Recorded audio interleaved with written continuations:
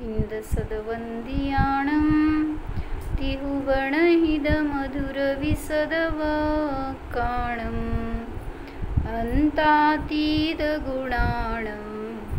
नमो जिनाणं जिदभवाणं। कुंदकुंदाचार्य भगवान की जय।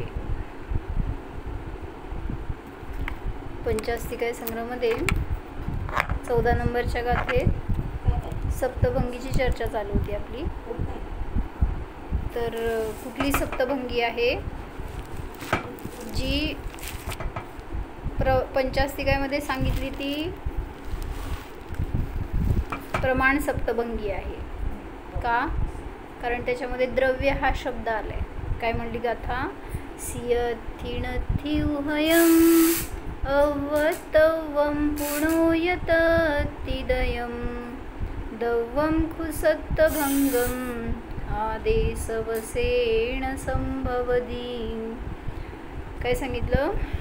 द्रव्याच्या अपेक्षेने, द्रव्याच्या मुख्यतेने जे कथन केलं गेलं ती सप्तभंगी म्हणजे प्रमाण सप्तभंगी। मग त्याच्यामध्ये सियथी, सियणथी, सियथिणथी आणि उहयम, उहयम आणि अवतवम असे मिळून 7 भंग आहेत असं तिथं सांगितलं। आणि प्रवचनसारची 114 नंबरची गाथा आहे, त्याच्यामध्ये त्यांनी 115 आहे का, 115 नंबरच्या गाथेमध्ये नय सप्तभंगीचं वर्णन सांगितलं का? कारण त्यामध्ये पण असंच घेतली गाथा। अथित्यणथित्य हवदियवत्तवमिदि पुणोदवं पज्जायेण दुकेण वि तदुभयमादिठ्ठमण्णं वाम। द्रव्य किसी पर्याय से अस्ति, किसी पर्याय से नास्ति और किसी पर्याय से अवक्तव्य है और किसी पर्याय से अस्ति नास्ति अथवा किसी पर्याय से अन्य 3 भंग रूप कहा गया है। मग इथं पर्यायाची चर्चा केली म्हणून त्याला काय म्हणलं? नय सप्तभंगी। म्हणून 2 ठिकाणी शास्त्रामध्ये ह्या सप्तभंगीचं वर्णन आलं, ते प्रमाण सप्तभंगी आणि नय सप्तभंगी रूपाने। तर आपण बघतोय हे वर्णन पंचास्तिकामधलं प्रमाण सप्तभंगीचं वर्णन आहे। तर काल थोडंसं एक्सप्लेन केलं होतं, त्यामध्ये अजून थोडंसं सांगायचं होतं की शास्त्रामध्ये सप्तभंगी का सांगितली गेली।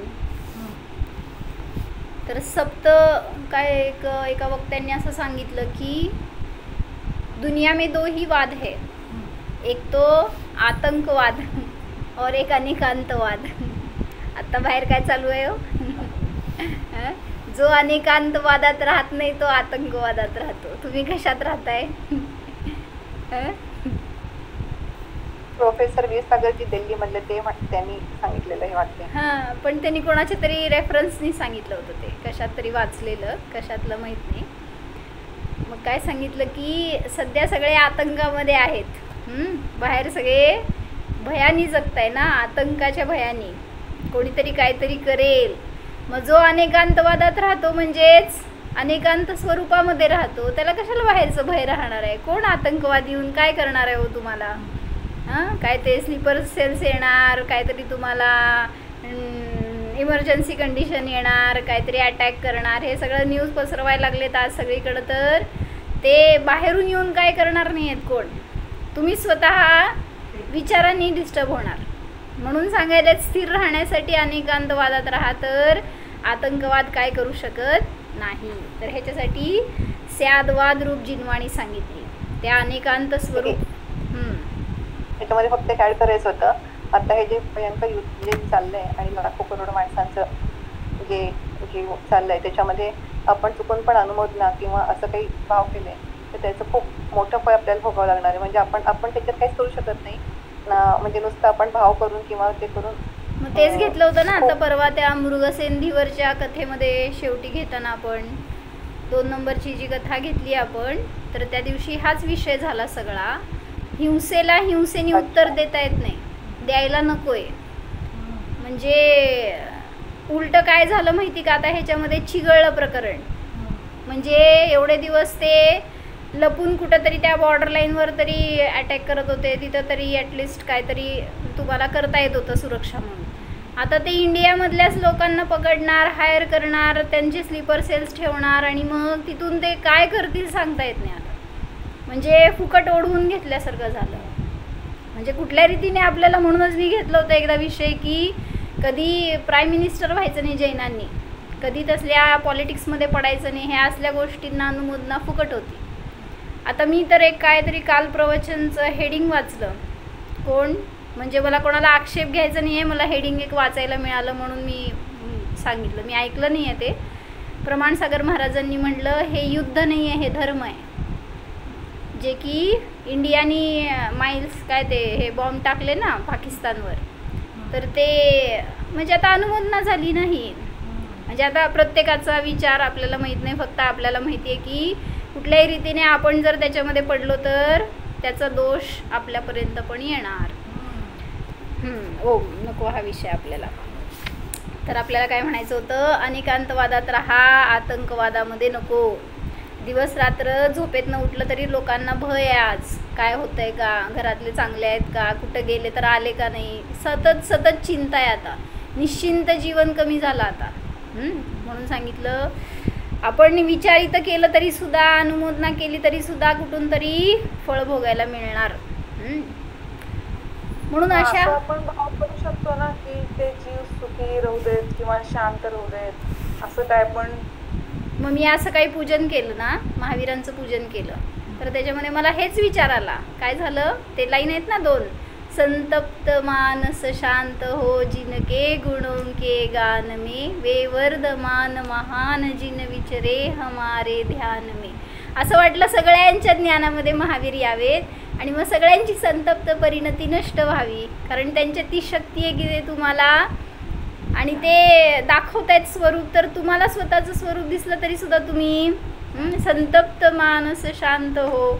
सगळे आजकाल बाहेर काय झालेले आहेत, त्यांनी आम्हाला मारलं, आम्ही त्याला मारणार, हे संतप्त परिणती आहे. ज्यांनी त्यांना ज्ञानामध्ये घेतलं किंवा स्वतःच्या महावीर स्वरूपाला ज्ञानात घेतलं तर कशाला राहणार आहे हो तशी परिणती. म्हणून आहे इथंच उत्तर आहे, बाहेर कुठं उत्तर काढायला जायचं नाही आहे, कोणाला काय आपल्याला सांगायला, विचारायला, अडवायला जायचं नाही. जे होणार ते त्यांच्या योग्यतेने होणार आहे. तुम्ही त्याला काय हो म्हणायला जाऊ नका, नाही म्हणायला जाऊ नका. ठीक आहे. तर काय सांगायचं, आपण पण भयभीत व्हायची आवश्यकताच नाही आहे ना, किंवा अशा ॲटॉम बॉम्बने पण एवढा मी सुरक्षित आहे की असे काय ॲटॉम बॉम्ब आपल्याला नष्ट करू शकणार नाही. बरोबर. फॉरवर्ड करते मेसेज तुमचा. भेटायला येऊ नये कोण. म्हणजे आपल्याला आपल्यामध्ये सावध राहायचंय, तर बाहेर कोण आपल्याला नष्ट करू शकत नाही, बाहेर काढू शकत नाही. जिनवाणीमध्ये जे काही सांगितलं ते कथनचित रूपाने ग्रहण करावं. म्हणजे स्यात शब्द लावला गेला ना, म्हणून स्यादवाद म्हणला. मग अनेकांत स्वरूप असणाऱ्या जिनवाणीचं वस्तू स्वरूपाचं कथन करणारी ती वाणी म्हणजे स्यादवाद. म्हणून काल घेतलं होतं आपण हे की साखर गोड आहे, हे खरं आहे का खोटं आहे हो.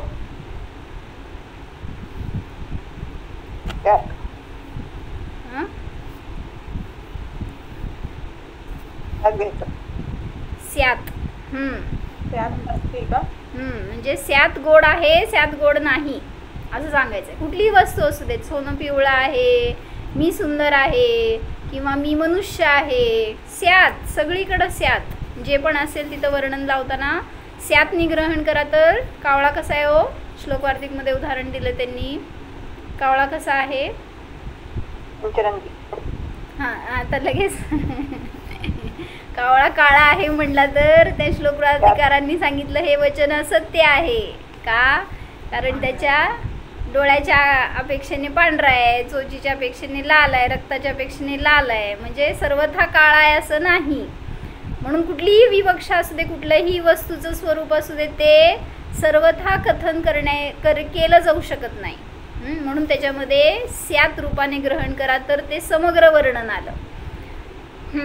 100% सत्य सांगता येत नाही तेव्हा स्यादवाद रूपाने सांगितले जाते, जे की अवक्तव्य भंगामध्ये आपण ह्याचं गर्भित करू शकतो. जे काय वचन आहेत ते मर्यादित आहेत, पण वस्तूचं स्वरूप हे अमर्याद आहे, अनंत गुणांनी सहित आहे. मग ते अनंत गुण आपण शब्दातून सांगू शकत नाही. म्हणून जे जे शास्त्र हे आतंकवाद आणि अनेकांतवादचं काय तर सांगत होते. झालं की सांगून. जो अनेकांतवादात राहत नाही तो आतंकामध्ये म्हणजे भयात राहतो. म्हणून सांगितलं स्वतःचं जर सुरक्षा करायची तर अनेकांत स्वरूप स्वभावामध्ये राहा, तर बाहेरचं भय राहणार नाही. शास्त्रामध्ये जे एकाच मताचा आग्रह धरला तो पण एकांतवादी म्हणजे आतंकवादीच झाला असं अशा शिवाने होतं. बरोबर, तसं पण आहे. जो एक पक्षाचाच आग्रह करतो तो एकांतवादी म्हणजे सुद्धा आतंकवादी आहे. म्हणूनच म्हणलं ना, अनेकांताला जो मानत नाही तो आतंकवादी आहे. म्हणजेच एकांतवादी सुद्धा आतंकवादी आहे. किती कशातलं वाचताय? नाही, माझ्या डायरीतलं वाचते. ओके. शास्त्रातून जे काही सांगितलं गेलं ते संपूर्ण सत्य किंवा संपूर्ण सुख देणारे नसते. जसं सांगितलं शास्त्रामध्ये आत्मा सुखमय आहे, ते शब्द तुम्हाला सुखी करणारे आहेत का हो? म्हणून शास्त्रात जे काही कथन केलं त्याच्याद्वारे त्या शब्दातून सुख मिळत नाही आहे. तर त्याचा जर आपण आधार असणारा, तो वाच्य असणारा जर विषय धरला तर आपल्याला सुखाची प्राप्ती होते. म्हणून शास्त्राचा आधार घेतो ही आपली मजबुरी आहे. म्हटलं त्यांनी काय सांगितलं, अनेकांत जरुरी है, स्यादवाद मजबुरी है. म्हणजे त्याचा आपल्याला शास्त्राचा आधार घ्यावा लागतो, हे मजबुरी आहे. अनेकांत हे अल्टिमेट ट्रूथ आहे. जसं सुमतप्रकाशींनी एक उदाहरण दिलं होतं याच्यावर की स्यादवाद असतो ना, मग तो सगळ्यांच्या कथनात आहे बरं का, तुमच्या वचनात आहे स्यादवाद. जसं की तुम्ही अपेक्षेने बोलता, तुमच्यासमोर कोण आलं ना त्याच्या अनुरूप तुमचे वचन बदललेले असतात.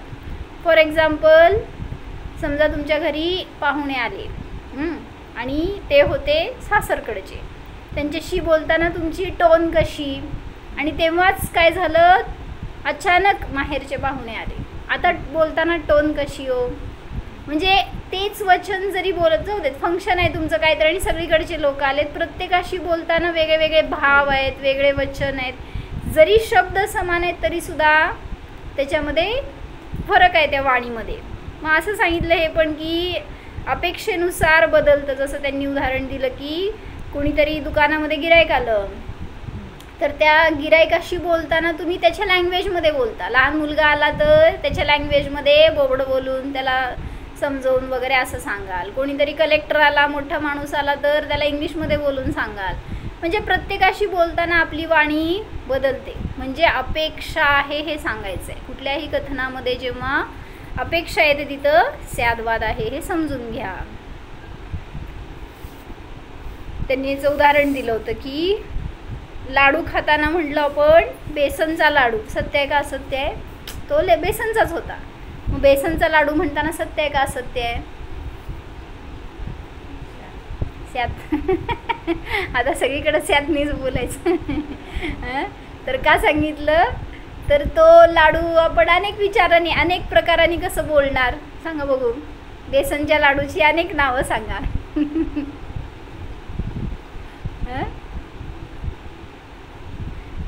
म्हणले माहेरून आलाय, सांगू शकतो नास्ते सांगू शकतो, बुंदीचं नाही, रव्याचं नाही. नास्तिनी आस्तिनी सांगा की. नास्तिनी पण येते, ठीक साखर आहे, त्यात साखर आहे, तूप आहे. नाही नाही नाही नाही तसं नाही. लाडूच, त्या लाडूलाच वेगळी नावं. जसं त्यांनी सांगितलं बाजारातून आणलाय तर बाजारचा लाडू, माहेरून आलाय तर मामाचा लाडू. म्हणजे एकच लाडू आहे बरं का. अशी अनेक नावं त्यांनी दिली. जसं खालचा लाडू, वरचा लाडू, तो माझा, असं. तर तो एकच बेसनचा लाडू आहे, पण त्याला असे अनेक प्रकारांनी जर वर्णन केलं तर याला मोठा लाडू, छोटा लाडू, मोठा लाडू. तर याला म्हटलं स्यादवाद.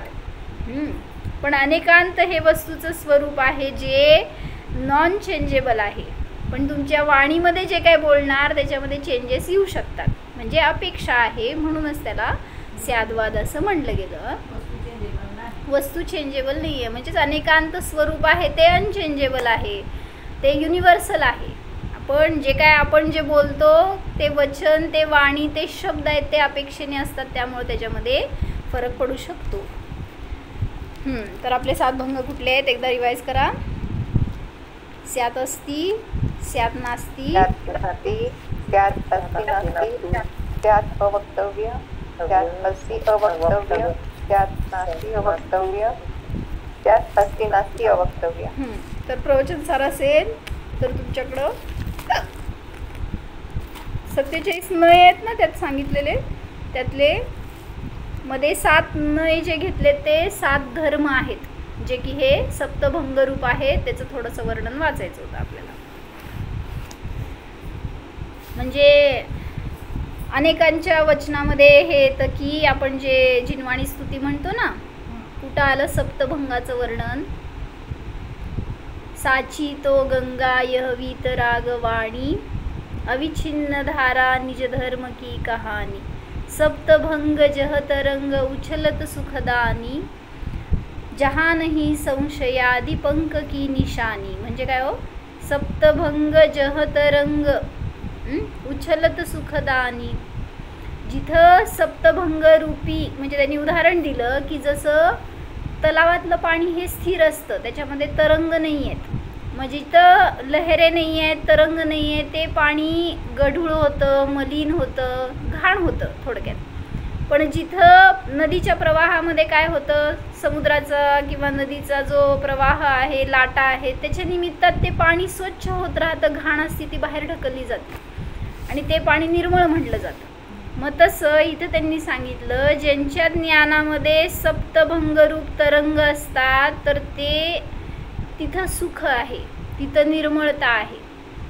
सप्तभंग जह तरंग, सप्तभंग रूपी तरंग जिथे आहेत उछलतात तिथं ते सुखाला कारण आहे.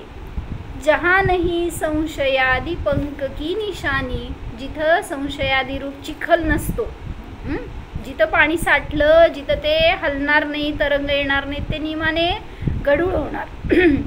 मग ज्याच्या ज्ञानामध्ये सप्तभंग नाही त्याच्या ज्ञानामध्ये मलिनता आहे. बोला. वीर हिमाचल तैनिकसे मध्ये पण आहे म्हणा. वीर हिमाचल तैनिकसी गुण गौतम के मुख कुंड ढरी है, मोह महाचल भेद चली जगती जड़ता तप दूर करी है, ज्ञान पयो निधि माहिरली बहु अंग तरंग सो उछरी है, शाश्वती शारद गंग नदी प्रतिमय अंजुरे शीश धरी. जिथं ते शब्द आले ते म्हणा. सप्तभंगीची चर्चा आली का त्यात? ज्ञान पयो नदी माहिरली बहु अंग तरंगी सो उछरी है. बरोबर, तसंच घेतलं. जिथं सप्तभंग रूपी तरंग आहे तिथं निर्मळता आहे, तेच सुखाचं कारण आहे. मग सांगितलं की जिनवाणीमध्येच फक्त स्यादवादाची शैली आहे, त्याच्यामध्ये सप्तभंगाची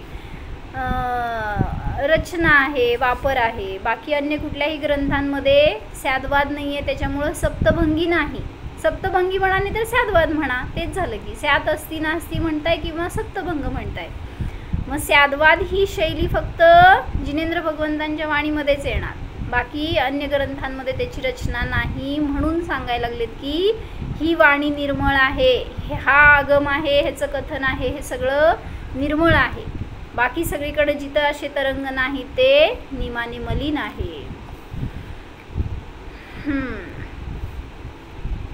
म्हणून या वाणीला स्यादवाद असे म्हणले जाते. जिनवाणीतील सर्व कथनांना, सर्व जिथं कुठं वर्णन जे पण आलं, वस्तूचं स्वरूप आलं तर तिथं सर्वत्र स्यात लावूनच समजून घ्यावे. जसे आपण बोलताना पण काय करतो, अनेक ठिकाणी शब्द वापरतो नाही तर नाही वापरत. मी येतो, जातो, खातो, म्हणजे मागं मी आहे ना, मी येतो, मी जातो, मी खातो, सगळीकडं मी आहे म्हणून आपण सगळीकडं नाही वापरत, एके ठिकाणी वापरतो. मी आलो, गेलो, मग तिथं मी गर्भित आहे. तसंच शास्त्रामध्ये जरी सर्वत्र स्यात शब्द नाही वापरला तरी सुद्धा तो गर्भित आहे हे समजून घ्या. जसं सांगितलं, ज्ञान मात्र जीव आहे. सत्य का सत्य हो स्यात. म्हणजे जरी तिथं सांगितलं की स्यात अस्ति एव सांगतो ना भंग, त्याप्रमाणे ज्ञान मात्रच आहे असं म्हटलं तरी तिथं सापेक्ष कथन आहे. म्हणून तिथं काही अन्य धर्मांचा विरोध, अभाव नाही. म्हणून तेही कथन योग्य आहे. प्रत्येक गोष्ट अपेक्षेने सत्य आहे म्हणून स्यात सहित अर्थ ग्रहण करावा. सर्वत्र स्यात शब्द समजून घ्यावा. जसं ही पत्नी आहे असं म्हटलं तर बरोबर आहे का चुकीचं आहे?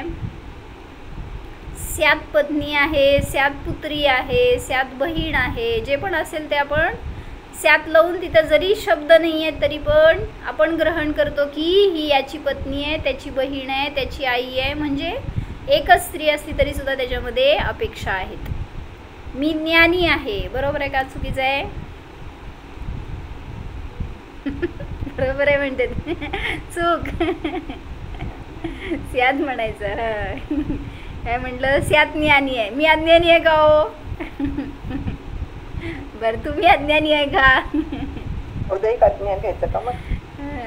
म्हणजे अन्याच्या अपेक्षेने, आता सर्वज्ञांच्या अपेक्षेने मी अज्ञानीच आहे आणि माझ्या अपेक्षेने, माझ्यापेक्षा कमींच्या अपेक्षेने मी ज्ञानी आहे. अपेक्षा शेवटी सगळीकडे लावून ग्रहण केलं तर मग वाद संपतात. हो, संसारात जे काय तुमचे वाद होतात ना, ह्या स्याद वादाला समजलं तर सगळे वाद संपतात. आपण ते स्याद वादच घेत नाही आपल्या जीवनामध्ये, आपल्या संसारामध्ये, म्हणून सगळीकडे वाद आहेत. निर्विवाद जगायचं असेल तर स्यादवादाला आपल्यामध्ये उतरवा. जिथं सर्वथा रूपाने ग्रहण केलं तिथं वाद होतो. जसं म्हणलं आमचं घर सुंदर आहे, बरोबर आहे का चुकीचं आहे?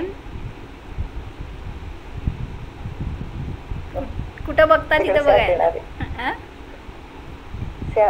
स्याद का? दुसरी अपेक्षा सांगा. दुसरी अपेक्षा सांगा की काय? सुंदर का आहे? कधी आहे? मी सुंदर आहे असं का? नाही, घर घर माझं घर सुंदर आहे असं म्हणताना, आता हे बाहेरचं घर घ्या बरं का, आपलं संज्ञात प्रदेशी घर नाही सांगायचं आहे. तर जेव्हा त्या घराला सुंदर म्हणतो त्यावेळीस एखादी झोपडी आली डोळ्यासमोर तर त्याच्या अपेक्षेने माझं घर सुंदर आहे. पण एखादं घर महाल आलं समोर तर त्या अपेक्षेने त्याला सुंदर नाही म्हणणार. म्हणून सांगितलं कथनचित अतिसुंदरच्या अपेक्षेने हे कमी सुंदर आहे आणि जे कमी सुंदर आहे त्याच्या अपेक्षेने हे अतिसुंदर आहे, असा अर्थ समजून घ्या. राजमहाल किंवा राजप्रसाद घेऊ शकतो. बरोबर. जसं आपण प्रतियोगी अवधिज्ञानामध्ये काय सांगतो? प्रतियोगी अवधिज्ञान कशाला म्हणायचं? हां, प्रतियोगी प्रत्यभिज्ञान, एकत्व, सादृश्य, वैसादृश्य आणि प्रतियोगी कशाला म्हणायचं? कसं? ह्याच्यापेक्षा ते म्हणता ना, जवळ आहे, लांब आहे, ही सांगितली जाते विवक्षा. लहान आहे, मोठा आहे, हे जिथं घेतलं जातं ते स्यात रूपच आहे. म्हणजे सांगायचे की समजा आपण काय म्हणलं, सोलापूरपेक्षा अकलूज, सोलापूर नाही, इथून अकलूजमध्येच आहे की सोलापूर हे जवळ आहे. जवळ आहे का लांब आहे? परत तिथं अपेक्षा आली, पंढरपूरच्या अपेक्षेने जवळ आहे, अकलूजच्या अपेक्षेने लांब आहे. म्हणजे सर्वत्र समजून घ्या की जिथं सर्वथा कथन करणार तिथं दोष येणार, नाहीतर अपेक्षा समजली तर सगळे दोष संपतात. प्रत्येक वचन एका अपेक्षेने सत्य आहे तर अन्य अपेक्षेने असत्य आहेत. म्हणून त्या हत्तीचं उदाहरण जे सांगितलं ते, त्या 6 आंधळ्यांनी जे जन्मांध होते त्यांनी कधीही हत्ती बघितला नव्हता. अजीब. हत्ती कसा असतो हे जन्मापासून आंधळा असेल त्याला कसं समजणार? मग ते 6 आंधळे गेले हत्ती बघायला आणि मग ते बघितले हत्तीला हात लावून सगळीकडनं. तर एकाने हात लावला शेपटीला, एकाने हात लावला पायाला, एकाने हात लावला पोटाला, सोंडेला, दाताला, असं अनेक ठिकाणी 6 जणांनी वेगवेगळीकडे हात लावले आणि त्यांना समजलं हत्ती असा असतो. मग त्यांना विचारलं कसा असतो, तर पहिल्याने काय सांगितलं, हत्ती म्हणजे भिंतीसारखा असतो. एकाने सांगितलं हत्ती म्हणजे दोरीसारखा असतो. एकाने सांगितलं हत्ती म्हणजे सुपासारखा असतो. असं 6 जणांनी 6 वक्तव्य केले. बरोबर आहे का चुकीचं आहे? मग त्यांच्यामध्ये वाद सुरू झाला. तो म्हणाला पहिला की नाही, हत्ती हा भिंतीसारखाच असतो. मग दुसरा म्हणाला नाही, मी बघितलाय हत्ती दोरीसारखा, तो शेपटीला धरला होता. तिसरा म्हणाला सुपासारखा म्हणजे कानाला धरला होता. त्याला कळालं तर तो म्हणाला सुपासारखा हत्ती असतो. मग त्या सगळ्यांचा वाद चालला की हत्ती कसा असतो. मग तिथं एक डोळस मनुष्य आला आणि त्यांनी त्यांचा वाद संपवला. त्यांनी काय सांगितलं, सगळ्यांचं कथन कथनचित योग्य आहे, कारण सगळ्यांचं मिळून जो झालाय ना तो हत्ती आहे. म्हणून म्हणलं आपण पण जे काही वस्तूचं स्वरूप म्हणतो तर ते अर्धवट स्वरूप आहे, संपूर्ण स्वरूप आपल्या शब्दातून व्यक्त होऊ शकत नाही. म्हणून सांगतायत की जर त्या समग्र वस्तूला ग्रहण करायचं तर स्यात विवक्षेने ग्रहण करा तर वाद संपतो. आता उत्तर द्या. तो मूर्ख आहे का बुद्धिमान आहे? तो कोणी व्यक्ती मूर्ख आहे का बुद्धिमान आहे? कोणी गरीब आहे का, कोणी आहे तर तो गरीब आहे का श्रीमंत आहे? स्यात. तुमच्यापेक्षा समोर तुम्ही श्रीमंत आहात आणि तुमच्यापेक्षा श्रीमंतांसमोर तुम्ही गरीब आहात, त्यामुळं दोन्ही बरोबर आहे. हे घर माझं आहे, बरोबर आहे का चुकीचं आहे? कसं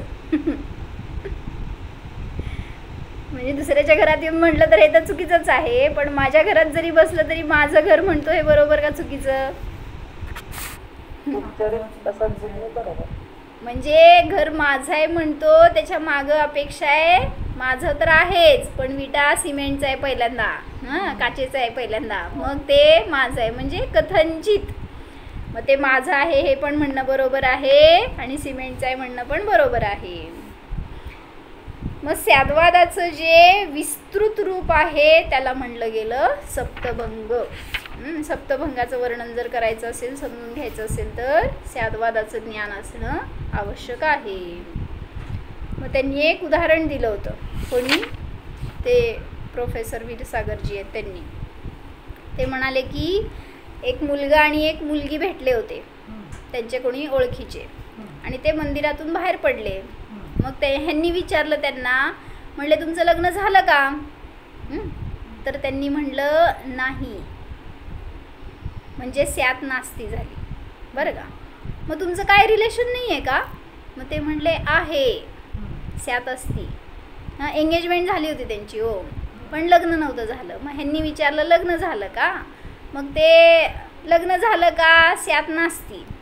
काय रिलेशन आहे का? स्यात असती. म्हणले मग पुढं विचारलं की काय रिलेशन आहे असं विचारल्यावर ते म्हणले काय सांगता येत नाही आत्ता. म्हणजे अवक्तव्य सांगायचं होतं त्यांना, बरं का. हां, म्हणजे अजून काय पुढं सरकायची होती स्टेप, त्यामुळं अवक्तव्य असं रूपाने. पुढं मग तुम्ही आहे का म्हणला, काय रिलेशन आहे का म्हटल्यावर आहे का म्हणला तर असती नास्ती सांगितलं. आहे पण नाही, म्हणजे रिलेशन आहे पण सांगू शकत नाही आत्ता. असं थोडंसं पुढं विचार करून आपलं समजून घ्या. पुढं सांगितलं आहे तर काय आहे सांगा. मग ते म्हणाले आहे पण सांगता येत नाही, म्हणजे असती अवक्तव्य. मग नाही तर काय? नाही आहे रिलेशन, अजून लग्न झालेलं नाही आहे पण अवक्तव्य आहे. आणि म्हणजे दोघं एकमेकांना ओळखता का? तर अवक्तव्य असं सांगितलं गेलं असेल.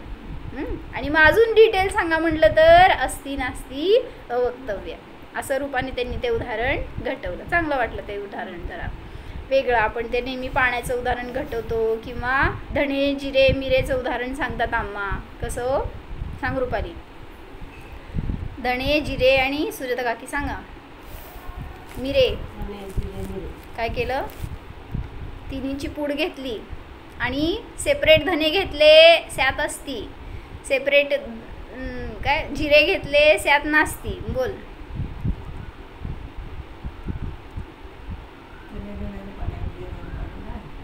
हां बोल की रुपाली.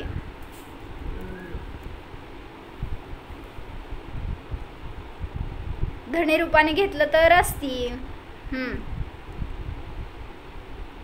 बोलायला लागलीस काय? आवाज येईना मला. धणे रूपाने असती. बोल. जिरे रूपाने नास्ती. आवाज नाही तुझा.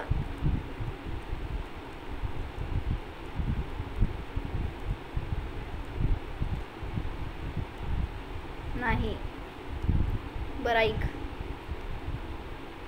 3 पुड घेतले तर 3 पुडांचे 7 भंग करायचे. कसे करायचे सांगा बघू. सुगरण कोण कोण आहे समोर माझ्या. धडे असती जिरे, धणे रूपाने जिरे नास्ती. पुढं तिसरं भंग घेतला धणे जिरे आणि मिरे. मग धणे आणि जिरे मिसळले, एक भंग झाला. धणे आणि मिरे मिसळले, दुसरा भंग झाला.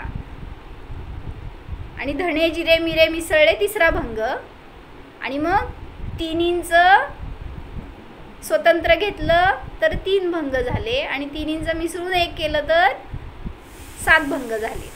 कसं, धणे जिरे आणि मिरे हे 3 भंग स्वतंत्र, ह्या दोघांचा जोड, या दोघांचा जोड आणि या दोघांचा जोड असे 3 भंग. आणि सगळ्यांचा मिळून एक जोड तर तो एक भंग. अशा रीतीने 7 भंग माताजी समजावून सांगतात की जिथं आपल्याला आपलं हे सगळं वचन समजून घेण्यासाठी हे सप्तभंगी अपेक्षा रूपाने लावून घेणं आवश्यक आहे. ज्याच्या ज्ञानात सप्तभंग नाही त्याचे ज्ञान मलिन आहे, निर्मळ नाही. म्हणून इथं त्यांनी प्रवचनसारमध्ये 7 नयांचं वर्णन, 7 धर्मांचं वर्णन केलं आहे. जेवढं होतं तेवढं बघू आपण आज. पान नंबर माझ्याकडं 521 आहे.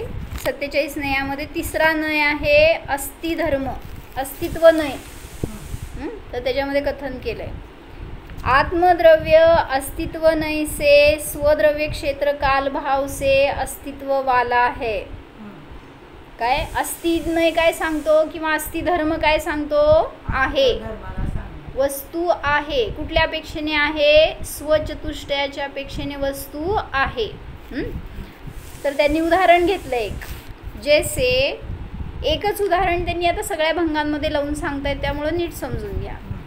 कोई बाण स्वद्रव्य से लोहमय है, लोखंडाचा बाण आहे जे धनुष्यावर चढवलेला बाण. स्वद्रव्य से लोहमय है, स्वक्षेत्र से डोरी और धनुष्य के मध्य में स्थित है. तांडलाय तो तुम्ही, म्हणजे एम लावलाय तर. स्वकाल से धनुष्य पर चढ़ाकर खींची हुई दशा में है और स्वभाव से निशान की ओर है. म्हणजे आता तो जस्ट सोडणार तर निशाणावर पोचेल असा आहे. म्हणजे दिसला का बाण कसल्या कंडिशनमध्ये आहे, तरी पण तो स्वद्रव्य क्षेत्र कालभावातच आहे. जरी सोडला तरी स्वद्रव्याने अस्ति आहे असं. उसी प्रकार आत्मा अस्तित्व नय से स्वचतुष्टय से अस्तित्व वाला है. कसं सांगावं, आता जसं हे उदाहरण त्यांनी घेतलं तसं तुम्ही स्वद्रव्यावर समजावून सांगा. आत्म्यावर, आत्मा स्वद्रव्य आहे. क्षेत्र असंख्यात प्रदेशामध्ये, काल अनादि अनंत आणि भाव अनंत गुणांचा पिंड रूप आहे. हा मी आत्मद्रव्य अनादि काळापासून आपल्या असंख्यात प्रदेशामध्ये अनंत गुणमय रूपाने परिणमन करत आहे. हे झालं स्वरूपाने अस्ति. म्हणून हा झाला अस्तिभंग, अस्ति धर्माला सांगणारा. दुसरा घेतला नास्ति धर्म. समजतंय ना काय ह्याच्याबद्दल, काय डिटेल पाहिजे, काय गरज वाटत नाही. ज्याला नाही काय माहिती असेल तर विचारा, परत सांगते. आत्मद्रव्य नास्तित्व स्वचतुष्टय मध्ये तुम्ही त्रिकाली घेतलंय ना, म्हणजे आताच्या पर्याप्रमाणे असंख्यात दिवस आता जेवढं क्षेत्र व्यापले असं नाही घेतलं का? स्वचतुष्टयाने आहे, मग त्रिकाली पण घेऊ शकता ना त्याच्यात. धर्म आहे आताचं पण, म्हणजे वर्तमान पण घेऊ शकतो ना. प्रमाण सप्तभंगीमध्ये द्रव्याचं कथन येतं, नय सप्तभंगीमध्ये अंशाचं पर्यायाचं कथन येतं. कसं समजून घ्या. ओके. तसं आता सांगतायत की आत्मद्रव्य नास्तित्व नयाने परद्रव्य क्षेत्र काल भावा से नास्तित्व वाला है. मग तेच उदाहरण घेतलं, अलोहमय डोरी और धनुष्य के मध्य में नहीं स्थित. आता स्वद्रव्य अलोहमय, त्या म्हणजे काय म्हणायचं, तोच बाण आहे तो, जैसे पहले का बाण अन्य बाण के द्रव्य की अपेक्षा से अलोहमय है. अन्य बाण के क्षेत्र की अपेक्षा से डोरी और धनुष्य के मध्य में स्थित नहीं है, नास्ति धर्म सांगायचा आहे ना. अन्य बाण के काल की अपेक्षा से संधान दशा में नहीं रहा हुआ है, ताणला नाहीये तुम्ही अजून त्याला अन्यांच्या अपेक्षेने. और अन्य बाण के भाव की अपेक्षा से अलक्षोन्मुख है, हा सगळा नास्ती धर्म सांगितला. उसी प्रकार आत्मा नास्तित्व नहीं से परचतुष्टय से नास्तित्व वाला है. म्हणजे अस्तित्ववाला कसा आहे आणि नास्तित्ववाला कसा आहे हे दोन्हीचं वर्णन करून सांगितलं. आता हे दोन्ही धर्म जीवामध्ये आहेत, म्हणून प्रत्येक हे नय सुद्धा धर्म आहेत, प्रत्येक भंग सुद्धा धर्म आहेत, हे याच्यातून अजून जास्त क्लिअर होते. म्हणून मागच्या वेळी म्हणलो होतो आपण की प्रत्येक धर्मातून अखंड द्रव्य घेतला तरी सुद्धा तो अनुभूतीचा विषय होऊ शकतो. म्हणून तो ते धर्म समजून घ्यायचेत आपल्याला. प्रत्येक धर्म सुद्धा वस्तूला दाखवणारे आहेत. भंग म्हणून आपल्याला ते निग्लेक्ट करतोय आपण, किंवा काय म्हणायचं त्याला, आपण सामान्य समजतोय, पण ते सुद्धा वस्तूचे अंश आहेत, वस्तूचं स्वरूप आहे. मग त्या सगळ्या नयातून आपण जर समजून घेतलं तर ते वस्तू स्वरूप आपल्याला पण क्लिअर होणार, ते भंग सुद्धा आपल्याला चांगले समजणार. तर ते प्रकरण वाचून काढा, आपण अजून परत पुढं बघू. म्हणजे साथीने जर एकदा वाचून घेतले ना प्रवचन सार मधून तर अजून चांगलं क्लिअर होईल. उद्या घेऊ, वेळ संपली. हो.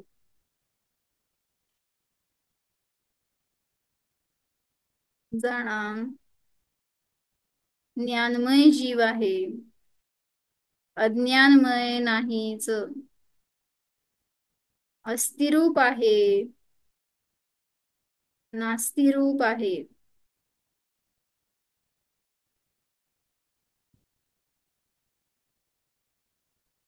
स्वरूपाने आहे, पररूपाने नाहीच. जाणीव करा, मी माझ्याच द्रव्य क्षेत्र काल भावामध्ये स्थित आहे. परद्रव्य क्षेत्र काल भाव माझ्यामध्ये नाहीतच. मी परचतुष्टयामध्ये नाहीच. अस्तित्व गुण संपन्नोहम जीवोहम. ओम विसर्जन. नमो हरिहंताणं, नमो सिद्धाणं, नमो आयर्याणं, नमो वज्रायाणं, नमो लोवे सौवसां.